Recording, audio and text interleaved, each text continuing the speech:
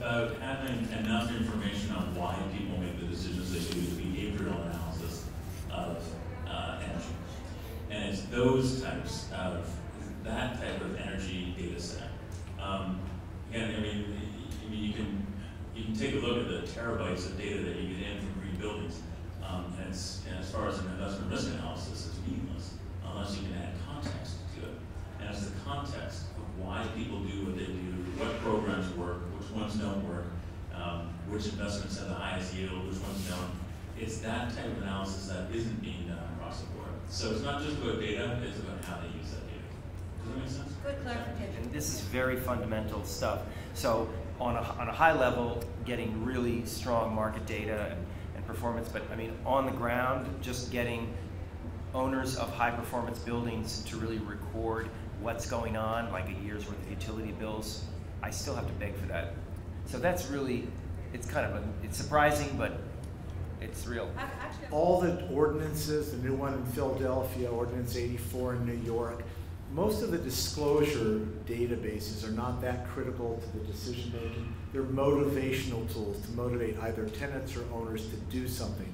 At that point, you need a different kind of data, more detailed than would typically disclose. So disclosure doesn't help underwriting, it helps motivate. That's an important one. I'm sorry, so LEED has different systems for rating buildings, as I'm sure everyone knows. Those systems and those ratings don't necessarily correlate directly to energy efficiency. They definitely correlate to something, and we could make, there are a lot of studies that have been shown, that have been done, that show some of the other factors that were put up there besides just cost savings. But when we talk about energy efficiency, there's no direct link between any rating or system or report that we have to talk about the energy efficiency of a building. And I think if you were to try to make such a link, it would have to be property type specific, in addition to taking into account geographic location. It's very simple. There's a cash flow, I've got income, I've got vacancy, I've got expenses. In the expenses, there's utilities. They're telling me I've got a report right here that says I'm going to save 30% on my utilities. I say, okay, that one line right there, instead of, X, you say the market, let's say, is $10,000 a month.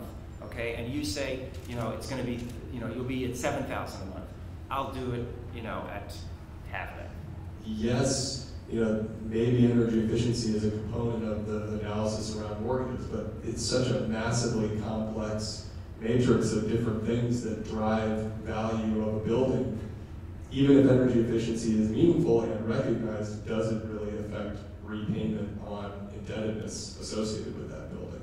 And that's the concern that I think, for some period of time, if we're going to start leaning into this market, there has to be a lot of performance data, not just that the energy efficiency is recognized, but that energy efficiency recognition drives better repayment. That it's actually difficult to get exact energy cost information for some of these large industrial users for different localities where they could locate.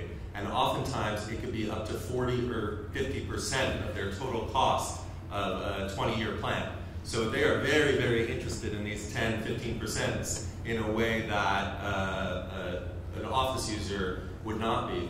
And disclosure around that and structuring around that, you're talking about $200, $300 million deals at a time, where right now, I can tell you from firsthand experience, people that are seeking to be more energy efficient just reputationally, and also would save a ton of money, do not have the data to make that decision. And I think that what we're, at least part of what this discussion is about, is how do you get this beyond just going building by building, and get some confidence to do this on a much more distributed basis. Exactly. And I don't think that's entirely just about confidence in energy efficiency, it's about confidence in loan repayment generally, which is just about one of the worst times you could be asking the question about whether people are going to repay their loans. Yeah, if you have enough data on, like you're saying, past performance of loan repayment plus energy efficiency plus all these other things, you can start making risk determinations on investment.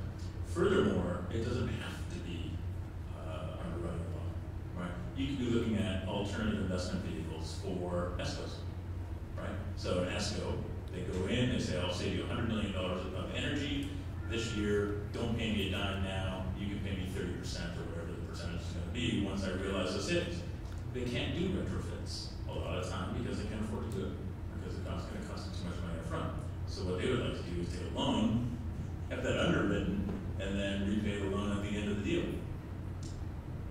Now that's a data set that you probably could get your arms around, right? Because as long as those retrofits do save money, they will get paid and then repay back the loan. So, but I think if there's a role for banks to play, I agree. I don't. Well, at this particular moment in time, I think, you know, unlikely that municipalities are in a great position to fund these off their own balance sheet. I don't think banks, frankly, are even in a great position to fund them off their own balance sheet. But the role that banks can play is to, you know, work with all the relevant stakeholders and connect them to the capital markets generally, where there is a huge amount of money that's willing to do some slightly more esoteric types of projects and in order to get yield, is insurance companies and money managers and all. You have literally trillions of dollars of money that's waiting to go to work and that's trying to find a way to achieve a premium.